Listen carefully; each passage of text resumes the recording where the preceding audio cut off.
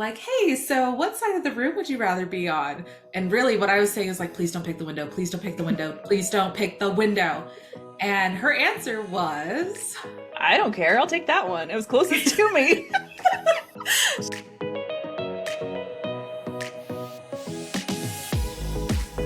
hi, everyone. Welcome to Behind the Booth. I'm Jade, and with me, as always, is my co host and producer, Heather.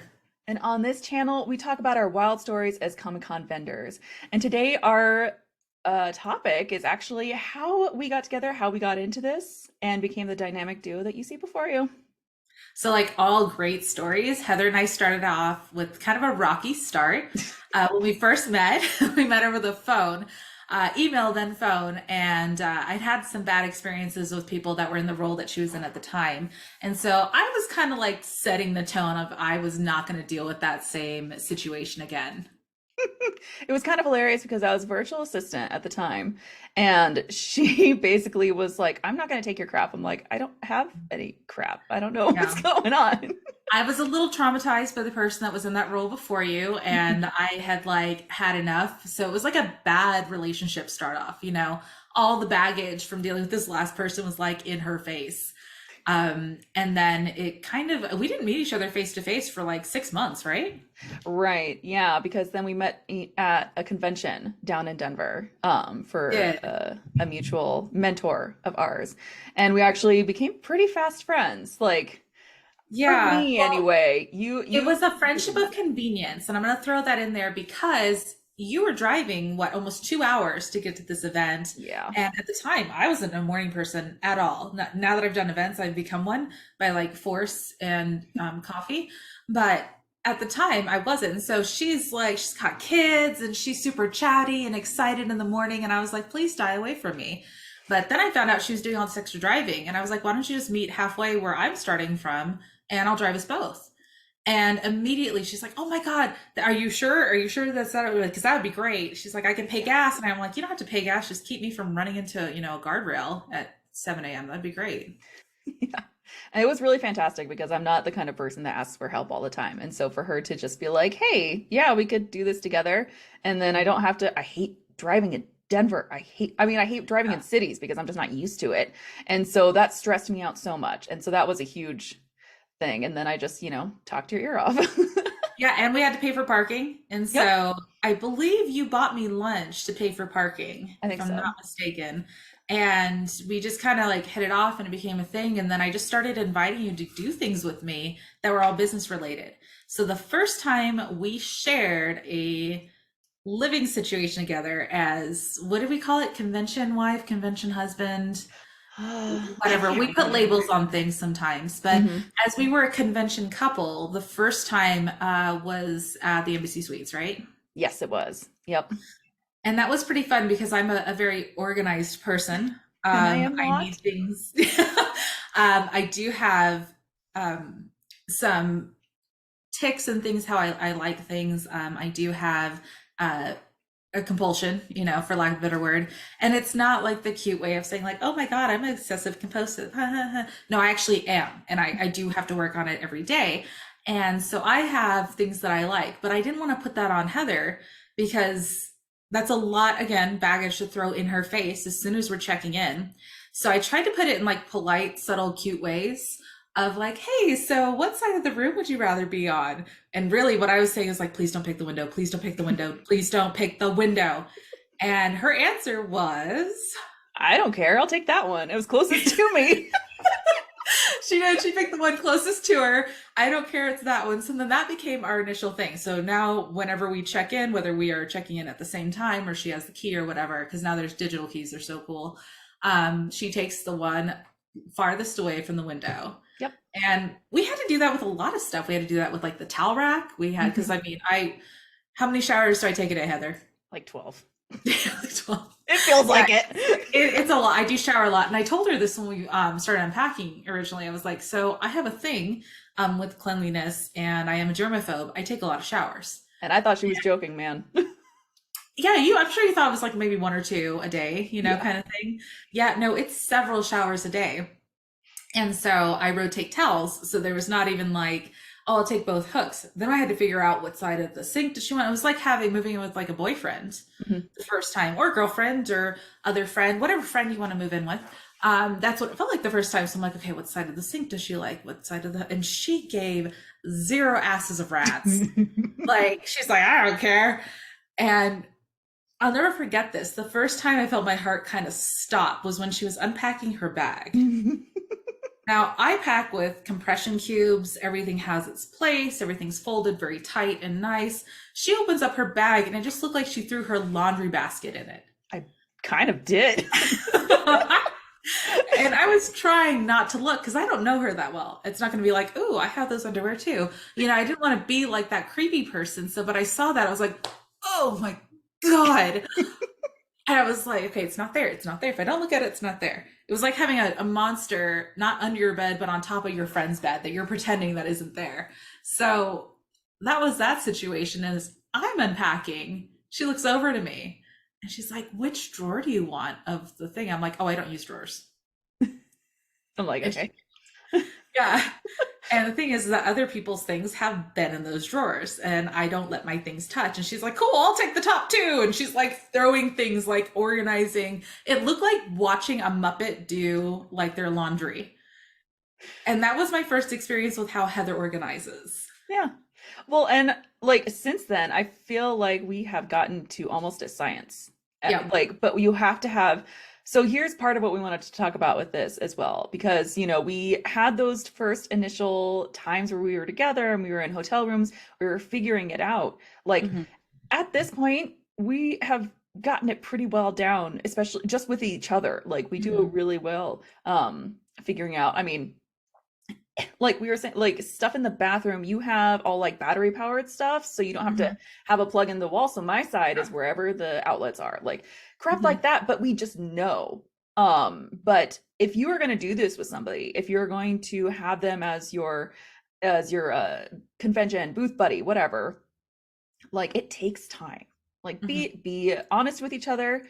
Make sure that you're actually communicating what you need. Mhm. Like, if if I had asked her like which drawer do you want and she said, "Well, I use them all." And I'm like, "Oh, okay, yeah, that's fine. I don't need to use any." If that wasn't truthful, like don't don't do that. Don't be meek about it. Don't be rude about it, but like say what you need to make it work, and then eventually you get to the system that we've created, and I like it. Yeah, and there's also compromise. Like, let's say I used all three drawers. The answer, to be honest, because honesty is literally the only thing that saves us, is yeah, I usually use all three, but I can get by with two. Would that work for you? Or do you need one? I'm happy to move things around because that's offering something. It's not just taking. And I, as the owner of the company, the one that's putting everything together, I always do my very best to put Heather's needs first because she's helping me. She's doing me a favor. And I know it's really tempting at first when you start out doing the stuff because costs are so high, you haven't made a lot of money yet, and you're having to really like watch your budget. It sounds like a great idea to bring a friend along because they're your friend, they have the same interests as you, and they'll help you out for free. And that might be true, but you also have to treat that person like they're made of gold. Like whatever they need to come first. It's like when you have kids. I don't have kids, she does. Let's make that very, very clear. I have dogs. And the dogs are like my children. And I know fur babies, blah, blah, blah. Some of you will get that, some of you won't. It's fine. It's neither here nor there because I'll probably never meet you in person. But the point is on this one is that I put her first. I put whatever she needs first. And then she does the same for me. So when you're both putting the other person first, you're both being cared for.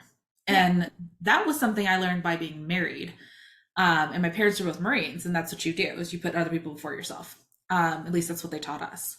And Heather is very patient with my neuroses, which is appreciated. Please do share the story about the glass in the hotel room in Albuquerque. Oh yeah.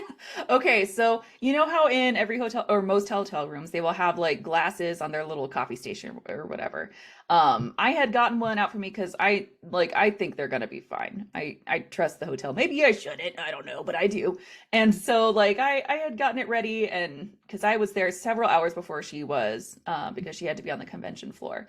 And so I had gotten mine out and everything and like never said anything about it to her because I knew she wasn't gonna use it.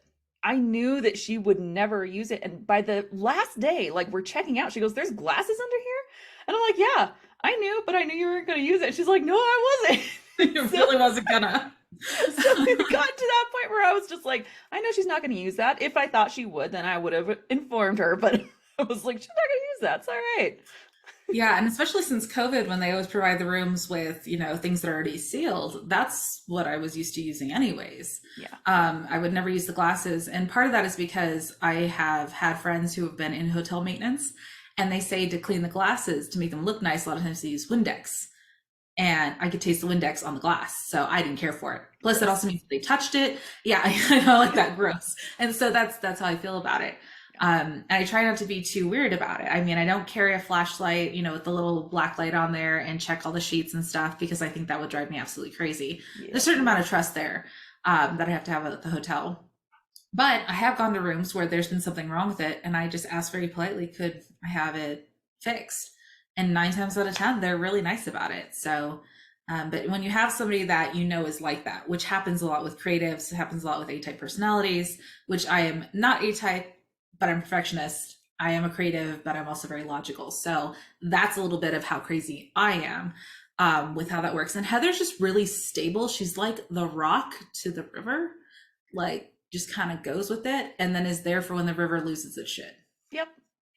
Yeah, she calls me her convention husband because she takes care of all the crazy stuff that's going to happen. But when something when she needs something done, when she needs I don't know, just usually I need to pee. That is the primary thing I need to do. I need lunch, yeah. I need to pee. But you tell me what to do, and I'm like, I'll do it. I'll do whatever you need me to do. You just have to tell me what. I'm not the one to come up with the system, but I'm the one to implement.